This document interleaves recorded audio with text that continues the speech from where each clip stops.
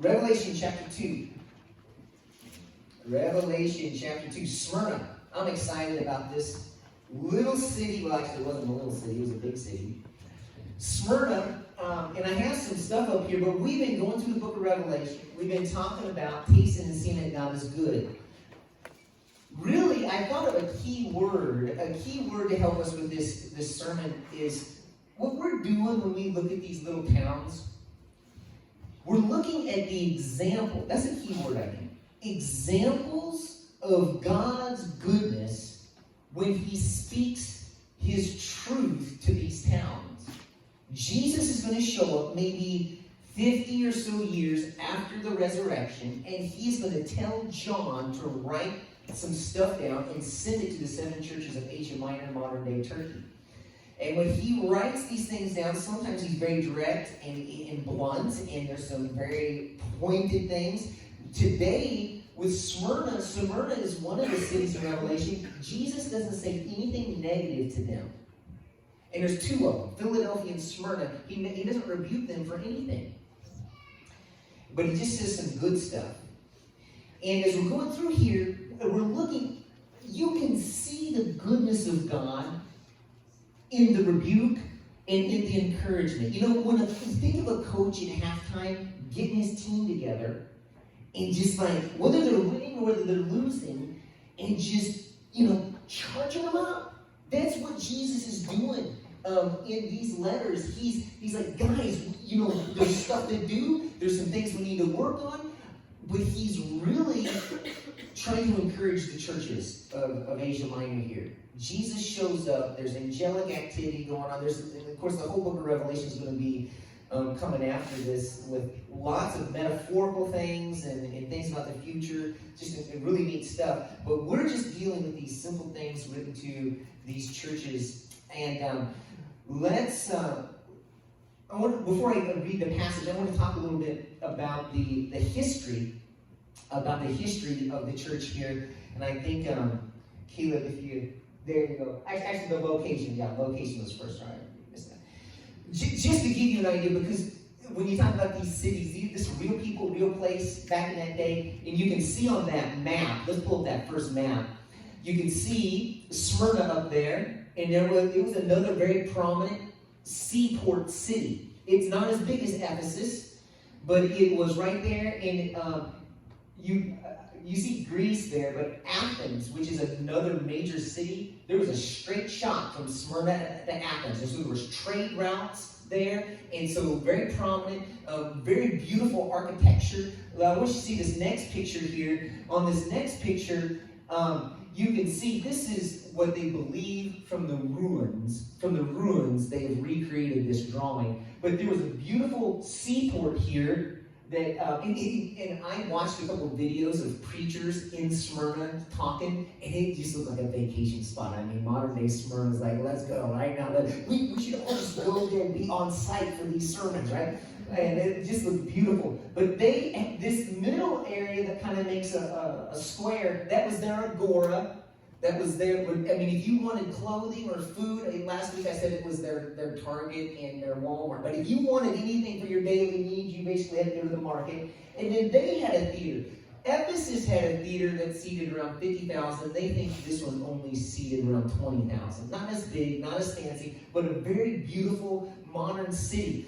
And that was the location of it. Now, the next thing I want to just share about is a little bit of the history. And this was very interesting to me, and I watched several different things. The history. Now, before, let me just read this one verse. Caleb, don't worry about going to this verse. We'll show this verse. But look how Jesus starts off to the church of Smyrna, verse 8. The angel of the church of Smyrna write, "These are the words of him who is the first and the last, who came to life again." Just remember that as we talk about the history. Every one of these churches, when Jesus showed up, one of the things that he's doing, it's already said that he's walking among the lampstands and that there's fire in his eye and there's a sword in his mouth. One of the things Jesus is trying to do is he's trying to be real clear. I know exactly what you're going through. I know your blind spots. We talked about that last week, and that one's online if you missed that one. I know your blind spots. I know the things that you're doing wrong that you don't even know you're doing wrong. I know the things you're doing right that you don't even know that you're doing right. So Jesus shows up and he doesn't pull any punches, and he's very encouraging, but he's also very direct about some things. And so when he shows up here, he kind of does this little introduction. He says, these are the words of him who is the first and the last, who died and came to life again. Well, the history of Smyrna is this. I did not know this, but before Alexander the Great comes along in AD 300, about 350 years before Paul's time, Alexander the Great came upon Smyrna, and it was in ruins from previous battles, and he had a dream to rebuild it into a beautiful seaport city. And so he began the process of the transformation. And what happened after he helped build up this beautiful, wonderful city, their claim to fame in Smyrna was, we were dead, but now we're alive. Did you remember what I just read that Jesus says when he first writes to them who died? And Jesus says, I'm the one who died and came to life. Their claim to fame in Smyrna was, we were the ones who were dead and have come to life. And that was kind of a trademark thing that they believed about themselves and gave them, kind of the pride of who they were. The other thing, you can see in the word Smyrna, the word myrrh.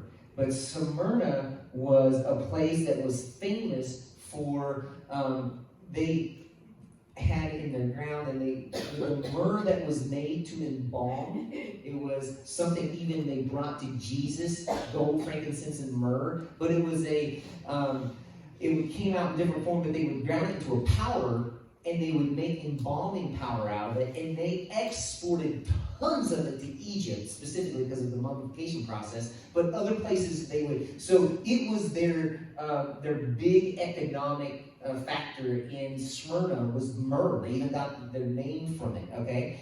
And so there was just something about this place where, of course, myrrh was used to help preserve the dead, and that was a part of who they were. And they were the city that was dead but now is alive. But Jesus shows up, and again, I was going to read this. I'm the first and the last who died and came to life again. Now let's look and think about Jesus' words to them. Before we even read it, I just want to give you kind of an overview of some of the things that Jesus says to them. Number one, I already said it, he doesn't say anything negative to them. And number two, when Jesus is trying to encourage them, he is going to make it very, very clear, guys, I see what you're going through. I know exactly where you are. I know where you live. I know who is hurting you. We're going to get into that. He's even going to talk about, I know those from the synagogue of Satan who are opposing you. And I want you to think, even before we get into this today, every one of us in here, whether it's been physical health or finances or something going on with our kids or something going on with our boss, or sometime in the last month or two, probably every one of us have felt like something is against us. Jesus is going to show up, and he is going to tell these people, I know exactly what you're facing. And he's even going to give them clarity and encouragement on how to deal with it. So, with that said, I hope you're a little bit pumped up to read this with me. All right, Revelation 2. This is just funny. There's only a few verses here. It's not a long message, not a long letter to the church. To the angel of the church in Smyrna write, these are the words of him who is the first and the last, who died and came to life again. I know your affliction and your poverty. And he literally means the people here were struggling financially. Yet you are rich. I know the slander of those who say they are Jews, but they're not, but are a synagogue of Satan. Don't be afraid of what you are about to suffer. I tell you, the devil will put some of you in prison to test you. And you will suffer persecution for 10 days. Be faithful even to the point of death. I will give you the crown of life. He who has ear, let him hear what the Spirit says to the churches. He who overcomes will not be hurt at all by the second death. I just want to hit a few highlights, and then I want to have 3 takeaway points. So, go back to that verse. Okay, let's just hit a few of these highlights. Look what he says here. These are the words of him who is the first and last. It says in John 6:63 that Jesus' words are spirit and life. And this is the passage in John 6 where Jesus is fed the 5,000, and then Jesus has said some kind of hard stuff about eat my flesh and drink my blood, and people are like, what are you talking about? And a bunch of people leave Jesus. But Peter says, and Jesus looks at his disciples and says, 12, Peter, James, and John, you guys going to leave me too? You can't handle a tough, direct message? You going to bail on me too? And Peter says, Lord, only you have the words of life. Where else would we go? Peter figured out what John 6:63 says. Only Jesus' words, even when they cut, have life in them. He's the resurrection and the life. And when he confronts, it's not the hurt, it's to get rid of darkness so he can heal. He studies and he says, these are the words of him. Smyrna, I know what you're going through. I know where you're struggling, but these words, it's the word of God. It's the bread of life. It's living and active. It's sharper than a double-edged sword. Jesus can do so many things to try to show up and help these people. They could have came out and just brought a bomb on the synagogue of Satan. Jesus could have just taken out the synagogue of Satan. But what Jesus did to help these people was he showed up and he gave them his word. And when I tell you so many times in your life, when you're looking for an answer, you're looking for help, Christ is coming. He wants to help. He wants to encourage. He wants to help resurrect you and save you. And how does he do it? John 6:63, he does it with his word. In fact, it says in John 1:1, Jesus is the word. He's the Logos. In the beginning was the Word, and the Word became flesh. His Word. How many of you have been that kid and you're down and out and that coach showed up and encouraged you, or your dad showed up, your uncle showed up, and just the right words at the right time change everything? Jesus' words are supernatural words that bring faith and bring healing and bring hope. Smyrna, I know what you're going through. I know you're being attacked. I know you're struggling financially. Probably because you're Christians. You see, I looked and looked and looked. I tried to find, and I gave up specifically why they might be poor, but no one really knew that I could find about why they might struggle.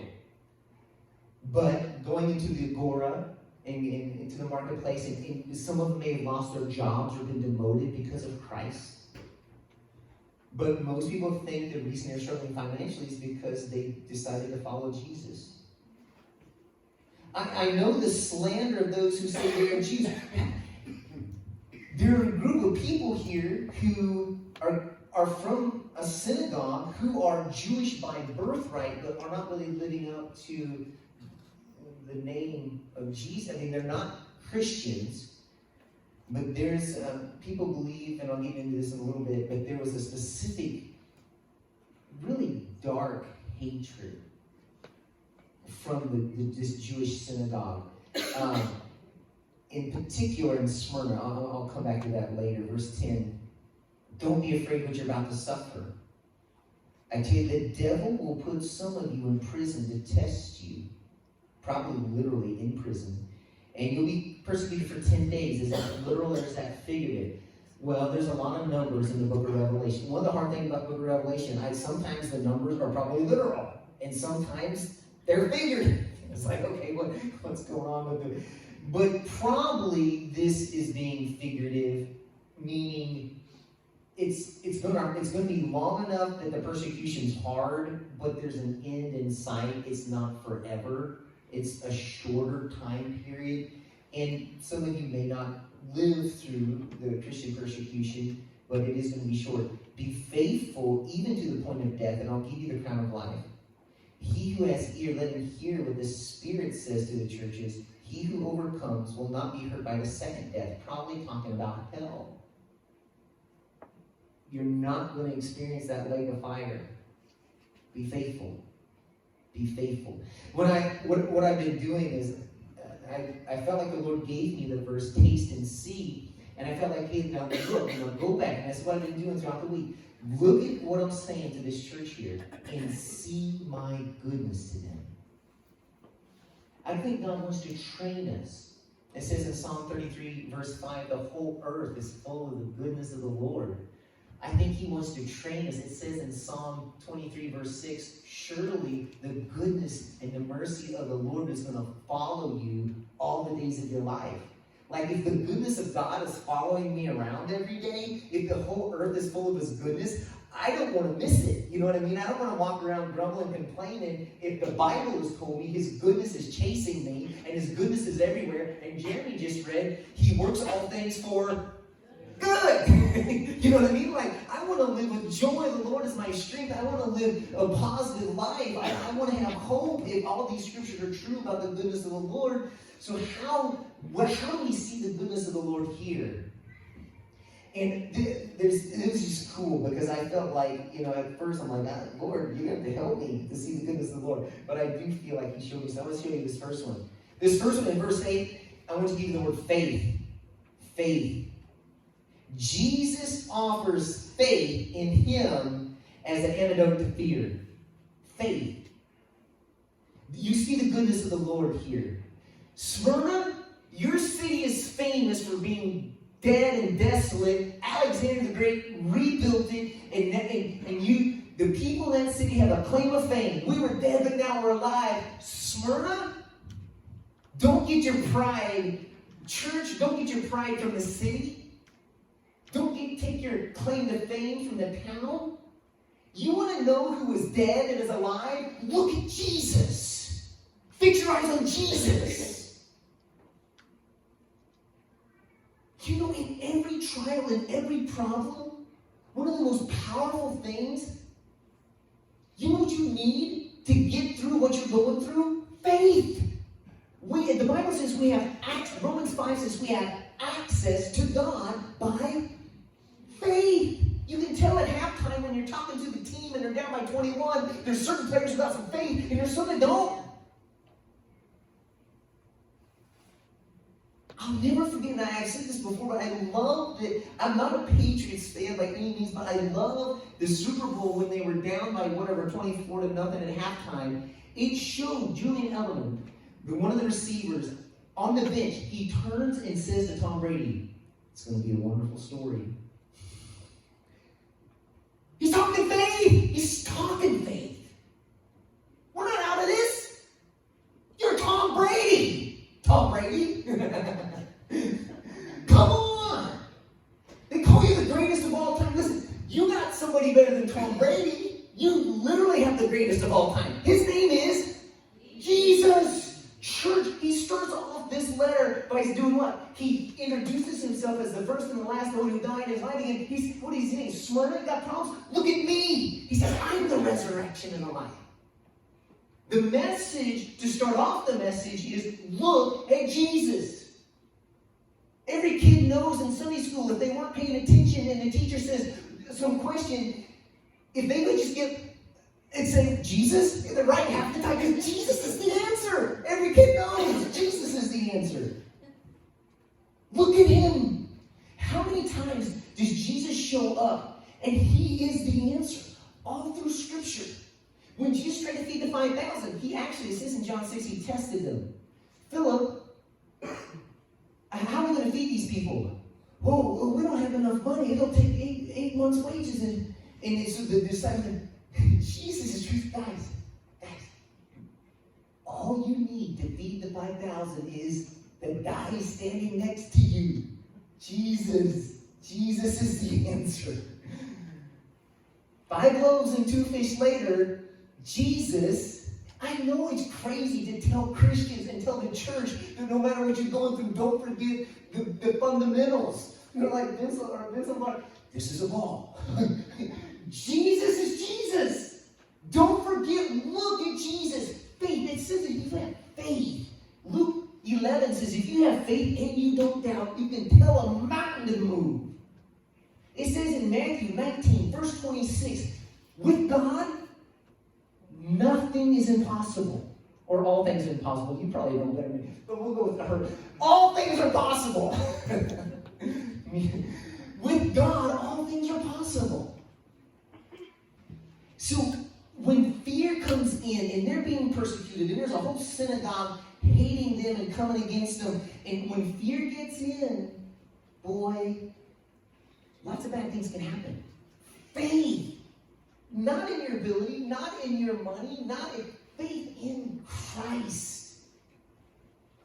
If Jesus can get you to believe, can he talk to you? Now, one of the things that I have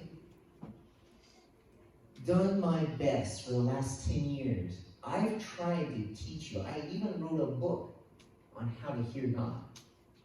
And I believe one of the hallmarks of this church, because I see it when you share communion time, is I believe that a lot of you know how to get alone with God and get a word. And my belief as a pastor, one of the greatest gifts I could ever give somebody is to get a word from God. Because if you can get that, you don't need me anymore. And you can get anything. If you can hear God, and he knows everything, you can get anything that you need. But if you don't have faith and you have fear, it will shut that down. So Jesus shows up and says, no fear. You want to know who the resurrection and the life is? Smyrna is not the one that was dead and alive. Jesus is the one that was dead and now is alive and sits on the throne. But the one I'm really excited about is the next one. Oh, I forgot to read Isaiah 41:10. Isaiah 41:10. So do not fear, for I am with you. Do not be dismayed, for I am your God. I will strengthen you and help you. I will uphold you with my righteous right hand. If you have any fear in your life, that would be a really good verse to memorize and to meditate. There was a time in my life where this became a very, very important verse to me. I memorized it. I would just over and over and over, I meditate. Isaiah 41:10. Isaiah 41:10. But here's the next one I'm really pumped up about. This is the one the Lord first showed me, and I thought, whoa. You really can taste and see the Lord is good. In verse 9, he's going to say, you're not really poor, you're rich. Jesus gives us vision that nobody else can give us. He offers a clear vision of our true condition. They see themselves as poor, and financially they are. But Jesus says they're rich. And I started writing down, and honestly, at this point in the sermon, I might get to this point and just start telling stories and never get to the rest of the sermon. And this goes back to the faith thing, but when you have convinced yourself you're weak, or you're small, or you can't, you probably won't. It's a battle of the mind. That's why the Bible says, take every thought captive unto the obedience of Christ. For the tearing down of strongholds, 2 Timothy, or 2 Corinthians 10, 3 and 4. Take every thought captive. For the tearing down of strongholds. Listen. Look, think about David going up against Goliath. David could have sat there and said, I'm poor. I didn't get invited to the anointing party. I was the only brother not invited. I don't fit in Saul's armor. I mean, I'm a teenager. He could have just started listing all the ways he was poor. But he had one thing. God. And because he was poor in all of these, he's never been in a battle before. He had to trust at a whole new level. His poverty of not being a real warrior and completely having to do it by faith was actually a strength. Think about all the people. Moses tried to tell God, I can't talk. I'm poor. My speech isn't good. God, get someone else to go into Egypt and get your people out. But Moses had been taking care of sheep in the wilderness for 40 years. He knew how to find water, how to find a dust storm. He knew all how to survive. What is he getting ready to do? Take 2 million Jews across the wilderness. His perception of his poverty was actually his strength. Think about the person struggling with a physical problem. Think about the person who said, I'm too short, or I'm too tall, or I have this disease. If you open your eyes and look, and you can get vision. You can get vision from it. Jesus can show up and do what Jeremy said, work all things for good in Romans 8:28, but many times the very thing that you're critical about of who you are actually could open a door for you to go right here and do what God wants to do. Think about Paul. Think about this wonderful lesson we just learned about Paul.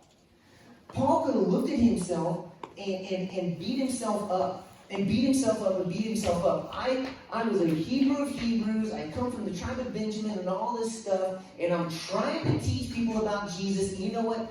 They rejected him. The Jews specifically. He finally said, you know what? I'm going to the Gentiles. But he could have said, God, why me? But see, Paul had a vision. And he actually says, God chose me to demonstrate his grace.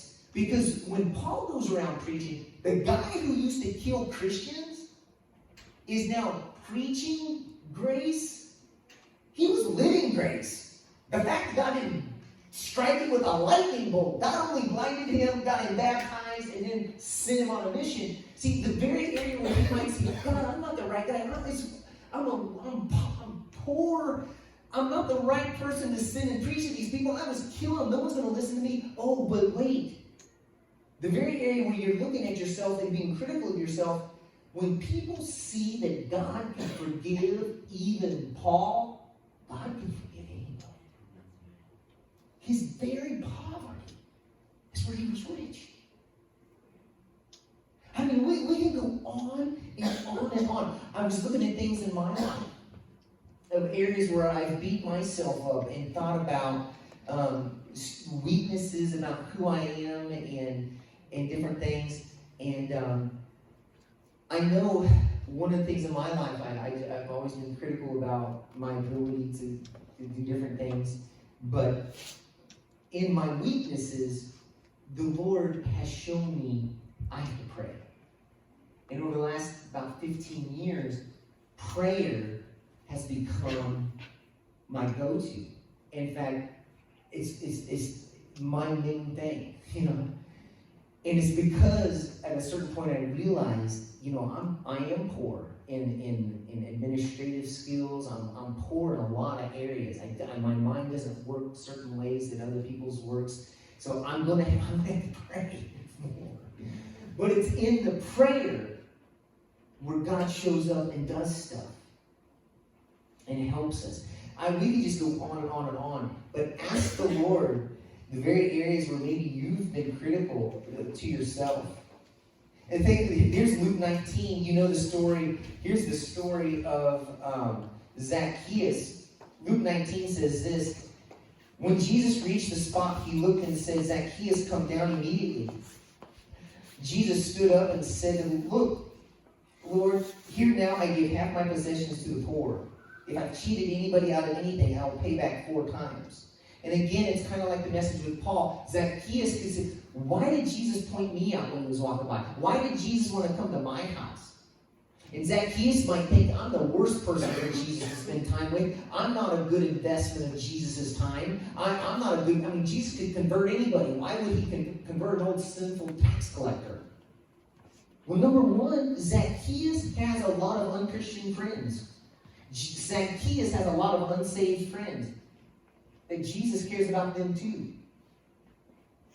So he's perfect, you know. And you have all these unsaved friends. When you get saved, healed, and delivered, and you get on fire, Zacchaeus, you're going to be a lightning rod for all these other tax collectors. The very area where you're poor. Well, I don't have a lot of Christian friends. Well, that's not a poor thing. That's a rich thing. Put it in God's hands and see what he does. Is that he is at a party at his house and invites all his tax collectors, just cool stuff. God takes the very area where we feel poor. He takes our past and he redeems it. And I thought about this, really what we're talking about is redemption. God redeems stuff. He redeems stuff. Some of you may have heard the message on tithing and said, well, you beat yourself, I never tithe on things. But what happens if you take this step of faith? You're that person for 10, 20, 50, 100, not hundreds. But for a long time, you were against it and you were fighting, just like Paul fought Christianity. But when you come around and you trust God and you see God, you can be you can have a testimony. You can have a testimony. For Melanie and I, it was easy to start tithing. When we got married, we took a new job right when we got married, and literally the time I got a new job and started having like 5 times the amount of money that I ever had before, is when the preacher was teaching on tithing. Well, it was easy. I didn't even know what my bills were. All right, we could take a 10th, Lord. It was easy to trust God with tithing in that season of my life. And so we started tithing. But for someone else, the faith required is going to be a new level, something that is harder. Just this last thing, I don't have time to give you this time. Verse 10, this whole synagogue of Satan thing, judgment. Jesus gives decisive judgment on our enemies. Let me just give you an illustration. We'll talk about these people, then we'll talk about Daniel. If you had been this church could not have started until after the resurrection, after Pentecost. So this church is probably around 50 years old. There's a synagogue of Jewish people in this city that's probably been there since Alexander the Great. These Jews have known Abraham and been in that bloodline for 2,000 years. Okay, they've been around for 2,000 years. You got a church that's been around for 50. And the synagogue is persecuting and reviling and attacking these Christians. There might be a certain point where some of these Christians are like, are we right? Are we supposed to be faithful? I mean, they're saying all these things about Jesus, and we didn't personally meet Jesus. We heard a testimony of Jesus. We've seen these good things, but I'm holding the line on Jesus, but these Jewish people, Jesus was Jewish, and Jesus came from David and from Abraham. They came from, you know what I mean? There's a certain point where they might question, have you ever been that person at work who, something is said or done, and you're second guessing yourself. Maybe I am, maybe I'm not. It's nice when someone with authority shows up and says, you are right. They're wrong. It's nice. There's confirmation. And I can imagine that for these people, it was very helpful. And one of the ways we can taste and see that God is good is he comes up and he justifies. Think about Daniel. The name Daniel means God is my judge. Daniel was falsely accused and conspired against because there were some guys that were jealous of him. And so they realized the only way we can get him is to attack his prayer life. And so they go and they conspire to get the king to make an edict that anyone caught praying to anybody other than I can't remember the praying and bowing down to the idols, but they were going to be thrown in the lion's den, so they catch Daniel praying. Well, God shows up, and God gives judgment. He shuts the mouths of the lions, and the lions won't attack Daniel. But then, when the king comes and finds Daniel's been saved, they take all the bad guys and throw them in the lion's den. And their families, And so God shows up for Daniel and does Daniel's name. God is my judge. When we are faithful, there is going to be temptation.